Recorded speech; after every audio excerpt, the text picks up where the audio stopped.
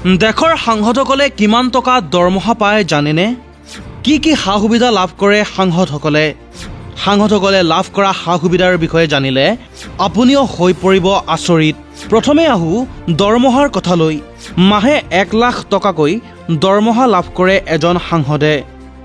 মুদ্ৰাস্ফীতিৰ হাৰ আৰু বৰ্ধিত জীৱন যাপনৰ ব্যয়ৰ লগত খাপ খোৱাকৈ 2018 চনত সাংসদসকলৰ বাবে নতুন দৰমহাৰ গাঁথনি গঢ়ি তোলা হৈছিল। এই দৰমহা তেতিয়াৰ পৰাই নিৰ্ধাৰণ কৰা হৈছে। কেনেধৰণৰ ভাত্তা আৰু সুবিধা লাভ কৰে সাংসদসকলে?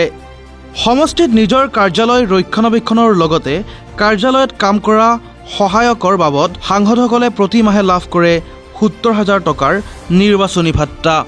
কাৰ্যালয়ৰ খৰচৰ বাবে কিমান টকা লাভ কৰে জানেনে? এজন সাংসদে কাৰ্যালয়ৰ খৰচৰ বাবে মাহে 60,000 টকাকৈ লাভ কৰে। ইয়াৰ ভিতৰত ষ্টেচনাৰী আৰু টেলিকমিউনিকেশ্যন কৰ্মচাৰী দৰমহাৰ খৰচো অন্তৰ্ভুক্ত হৈ থাকে। 2,000 টকাকৈ লাভ কৰে দৈনিক ভাত্তা। সাংসদীয় অধিৱেশন আৰু সমিতিৰ বৈঠকৰ সময়ত সাংসদসকলে খাদ্য আৰু অন্যান্য প্ৰয়োজনীয় খৰচ বহন কৰিবলৈ দৈনিক 2,000 টকাকৈ ভাত্তা লাভ কৰে। বিনামূলীয়া বিমান ভ্ৰমণো লাভ কৰে সাংসদসকলে। সাংসদ আৰু তেওঁৰ পৰিয়ালে বছৰি 34 বাৰ বিনামূলীয়া ঘৰুৱা বিমান যাত্ৰা লাভ কৰে। লগতে চৰকাৰী আৰু ব্যক্তিগত কাৰণত বিনামূলীয়া প্ৰথম শ্ৰেণীৰ ৰেল ভ্ৰমণৰ সেৱা লাভ কৰে সাংসদসকলে। ইয়াৰ উপৰিও সাংসদসকলেও নিজৰ সমষ্টিৰ ভিতৰত পথেৰে যাত্ৰা কৰাৰ বাবে তেলৰ ধন লাভ কৰে। থকাৰ সুবিধাও দিয়া হয় সাংসদসকলক।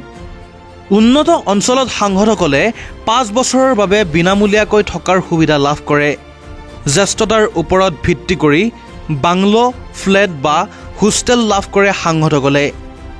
যিসকল সাংসদে চৰকাৰী বাসগৃহত নাথাকে তেওঁলোকে চৰকাৰৰ পৰা বাসগৃহৰ বিনিময়ত মাহে 2 লাখ টকাৰ আৱাস ভাত্তা লাভ কৰে। বিনামূলীয়া চিকিৎসা সেৱা। কেন্দ্ৰীয় চৰকাৰৰ স্বাস্থ্য আঁচনিৰ অধীনত সাংসদ আৰু তেওঁলোকৰ পৰিয়ালে বিনামূলীয়াকৈ চিকিৎসা সেৱা লাভ কৰে। এই আঁচনিৰ অধীনত চৰকাৰী চিকিৎসালয় আৰু নিৰ্বাচিত ব্যক্তিগত চিকিৎসালয়ত চিকিৎসাৰ সুবিধা লাভ কৰে সাংসদসকলে। 5 বছৰ কাম কৰি গোটেই জীৱন পেঞ্চন লাভ কৰে সাংসদসকলে। সাংসদসকলে তেওঁলোকৰ কাৰ্যকাল শেষ হোৱাৰ পিছত প্ৰতি মাহে 25,000 টকাৰ পেঞ্চন লাভ কৰে। তদুপৰি প্ৰতিটো অতিৰিক্ত বছৰৰ সেৱাৰ বিপৰীতে তেওঁলোকৰ পেঞ্চন প্ৰতি মাহে 2,000 টকাকৈ বৃদ্ধি হয়। মোবাইলৰ ৰিচাৰ্জ কৰিব নালাগে সাংসদসকলে। ভাৰতৰ সকলো সাংসদে বছৰি 1,50,000 টেলিফোন কল বিনামূলীয়াকৈ কৰিব পাৰিব। ইয়াৰ উপৰিও তেওঁলোকৰ ঘৰ আৰু কাৰ্যালয়ত বিনামূলীয়া ইণ্টাৰনেটৰ সেৱাৰ সুবিধা প্ৰদান কৰা হয়। বিদ্যুৎ আৰু খোৱা পানীৰ সুবিধা। দেশৰ সাংসদসকলে বছৰি 50,000 ইউনিট পৰ্যন্ত বিদ্যুৎ আৰু 4,000 কিলোলিটাৰ পানী বিনামূলীয়াকৈ লাভ কৰে।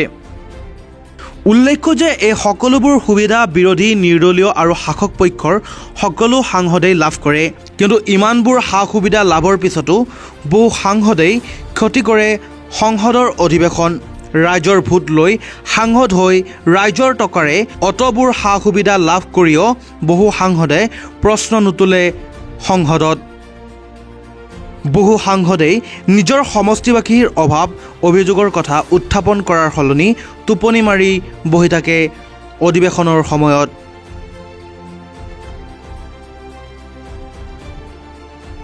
News desk report the opinion.